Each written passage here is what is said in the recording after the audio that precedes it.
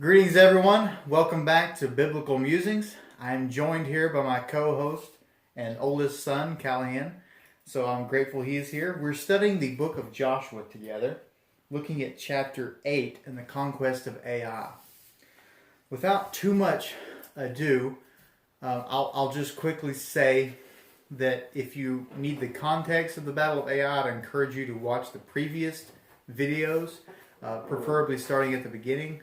And that way you won't be too behind. But if you're all caught up and ready to go, I'd encourage you to open your Bibles to Joshua chapter 8, begin in verse 1 as we read together. It says, "Now the Lord said to Joshua, do not fear or be dismayed. Take all the people of war with you, and arise, go up to Ai. See, I have given into your hand the king of Ai, his people, his city, and his land, and you shall do to Ai and its king just as you did to Jericho and its king. You shall take only its spoil and its cattle as plunder for yourselves. Set an ambush for the city behind it." So Joshua is given a battle plan by the Lord. Israel has suffered defeat at the hands of Ai. Sin in the camp has led to much trouble for them. And now it's time to get up, brush themselves off, and move on in faith for what God has done. And so God has given them a battle plan, and it's their job to obey and trust Him in it. And so Joshua rises up with all the people of war in verse 3 to go up to Ai. And Joshua chose 30,000 men, valiant warriors, and sent them out at night. He commanded them, saying, "See, you are going to ambush the city from behind it. Do not go very far from the city, but all of you be ready. Then I and all the people who are with me will approach the city. And when they come out to meet us as at the first, we will flee before them. They will come out after us until we've drawn them away from the city, for they will say, 'They are fleeing from us as at the first,' so we will flee before them. And we'll draw them away from the city. And you shall rise from your ambush and take possession of the city, for the Lord your God will deliver it into your hand. Then it will be, when you have seized the city, that you shall set the city on fire. You shall do to it according to the word of the Lord. See, I have commanded you." So Joshua sent them away, and they went to the place of ambush and remained between Bethel and Ai on the west side of the city. But Joshua spent that night among the people. So Callahan, what they're doing is they're going to fight a battle. Like Ai is here, and Joshua's setting an ambush over here, and he's over here, and they're going to surround him and draw him out and ambush him. What do you think about that? You don't know? That's all right. So what they're doing is they're following God's directions and trusting in Him is what they're doing. So let's keep reading and see how it turns out. In verse 10 it says, "Now Joshua rose early in the morning and mustered the people and went up with the elders of Israel before the people to Ai. Then all the people of war who were with him went up and drew near and arrived in front of the city and camped up on the north side of Ai. Now there was a valley between him and Ai, and he took about 5,000 men and set them in ambush between Bethel and Ai on the west side of the city. And so they stationed the people, all the army that was on the north side of the city, and its rear guard on the west side of the city. And Joshua spent that night in the midst of the valley." What we have here, I believe, is a more in-depth retelling of what was just stated, of how the movements and the numbers and the people are being set up for the battle. So it may appear confusing, but I believe there's some repetition going on and some further information if you're confused about that. So we see in verse 14 that it came about when the king of Ai saw what they were doing, that he did not know about the ambush, but he got all his people at the appointed place for the battle. And Joshua and all Israel pretended to be beaten before them. And they fled by way of the wilderness, and all the people who were in the city were pulled together to pursue them. And they pursued Joshua and were drawn away from the city. So not a man was left at Ai or Bethel who had not gone out after Israel. And they left the city unguarded and pursued Israel. It's at this time that the Lord said to Joshua, "Stretch out the javelin that is in your hand toward Ai, for I will give it into your hand." This is a really important part, Callahan, because you might get the idea, and we may forget, that this is God's battle plan. Israel is acting on His orders, and they are part of this plan, but God is the one who's winning the battle. It's God's plan, it's God's actions, it's his timing which leads to victory here, not Joshua and the people of Israel. He's the one who's in charge. He's the one who's giving victory to them. So Joshua stretches out the javelin that's in his hand toward the city, and the men in ambush rose quickly from their place. Oh, you okay? Yeah, stay right here. The men in ambush rose quickly from their place, and when he had stretched out his hand, they ran and entered the city and captured it, and they quickly set the city on fire. And when the men of Ai turned back and looked, behold, the smoke of the city ascended to the sky. Ascended to the sky, and they had no place to flee this way or that, for the people who had been fleeing to the wilderness turned against the pursuers. And when Joshua and all Israel saw that the men in ambush had captured the city, and the smoke of the city ascended, they turned back and slew the men of Ai. And the others came out of the city to encounter them, so that they were trapped in the midst of Israel, some on this side and some on that side. And they slew them down until no one was left of those who survived or escaped. But they took alive the king of Ai and brought him to Joshua. Now when Israel had finished killing all the inhabitants of Ai in the field and the wilderness where they had pursued them, and all of them were fallen by the edge of the sword until they were destroyed, then Israel returned to Ai and struck it with the edge of the sword.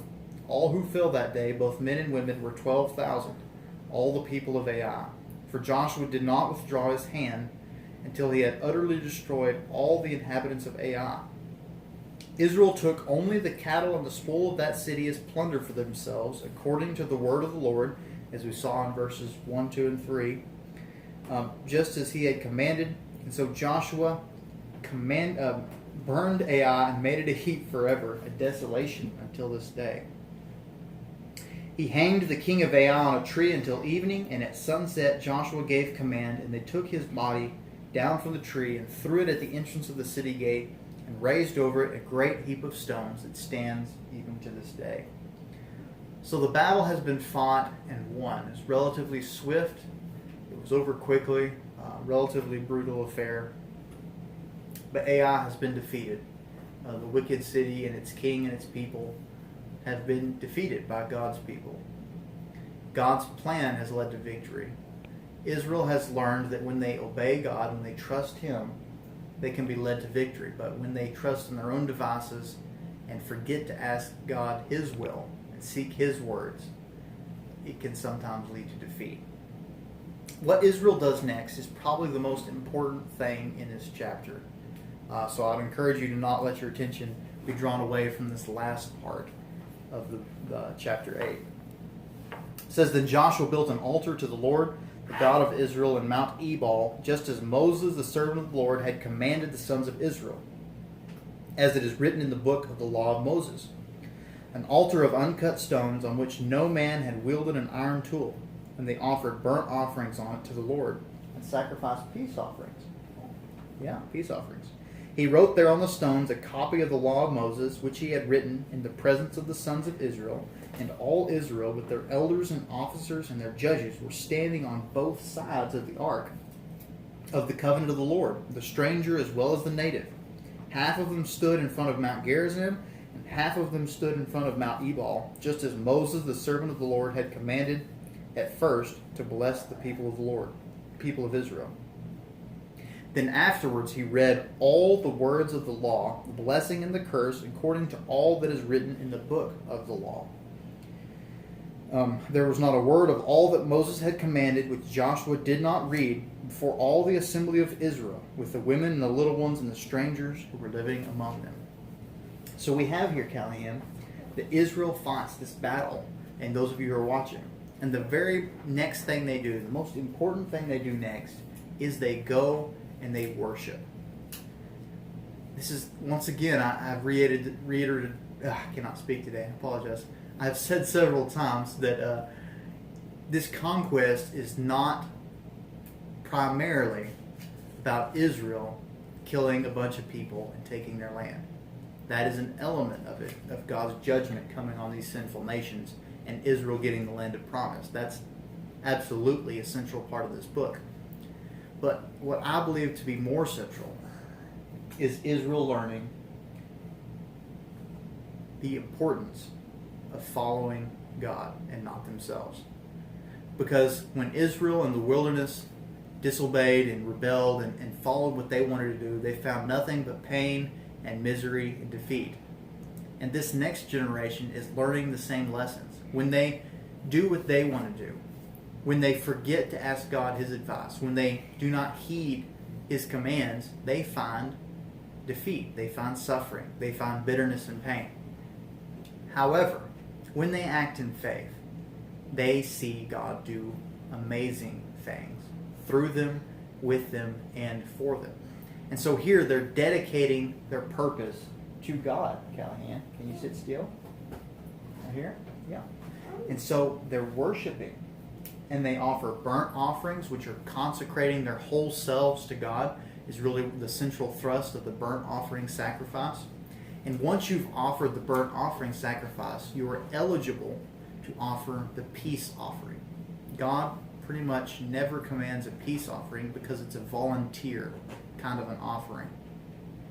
Once you've consecrated yourself to God, your whole self, your whole life is associated with Him, set apart to Him, given over to Him, you can then opt in. You don't have to, but you have the opportunity to offer a peace offering.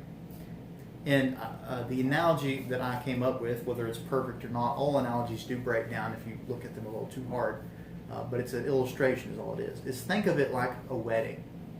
So we have this man and this woman who declare that they are giving themselves to one another, that they are giving their whole life, all that they are, all that they own, to the other party. And that's more like the burnt offering. However, once that's over, there's a reception, there's a celebration, there's feasting and joy and a party. That's more like the fellowship offering. Once you've given yourself to one another, once you've joined in fellowship one with another, you have the opportunity, the ability to celebrate that joining, to celebrate the relationship you have one with another, to celebrate the peace that is between you. And that's what the fellowship offering, the peace offering, is really all about. So Israel celebrates here with God in His presence at their victory and at the relationship they have one with another. Do you like parties, Callahan? You do like parties? Yeah. You like parties? Me too, especially when God is invited. The last thing I will note about before we close off and leave as our reminder is that a couple of times here in this last text we're reminded that the strangers, the aliens, are there with the natives to hear the words of the Lord and to celebrate and participate in this ceremony and in this celebration and this reminder of God's law.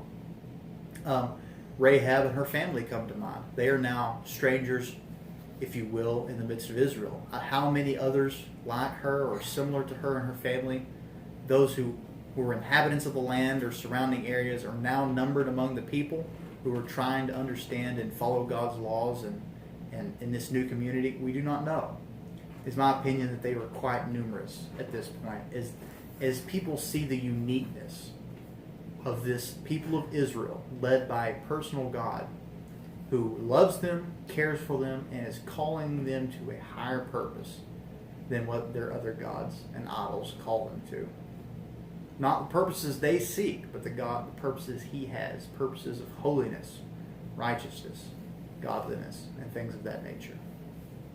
So the thing I would leave us with, and leave you with, if you joined in with us, and me and Callahan, is we, like the people of Israel, are every day and every moment faced with a choice.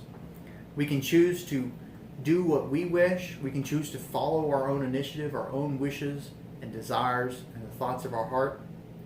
Or we can trust God, look to what He has said, and do our best to choose Him, to choose to follow Him. I would suggest that when we seek God, His Word, and act on faith in Him, not tomorrow and not looking back to successes we've had in the past, but today, that is of most importance, and that leads to victory. But if I trust in myself or in other men or anything less than the words from my Father in heaven, it will ultimately end in defeat. So I would encourage you, and you, Callahan, even though you're tired, to always trust in God and follow His words. Till next time, I thank you for tuning in. This has been Biblical Musings with Laredo and Callahan.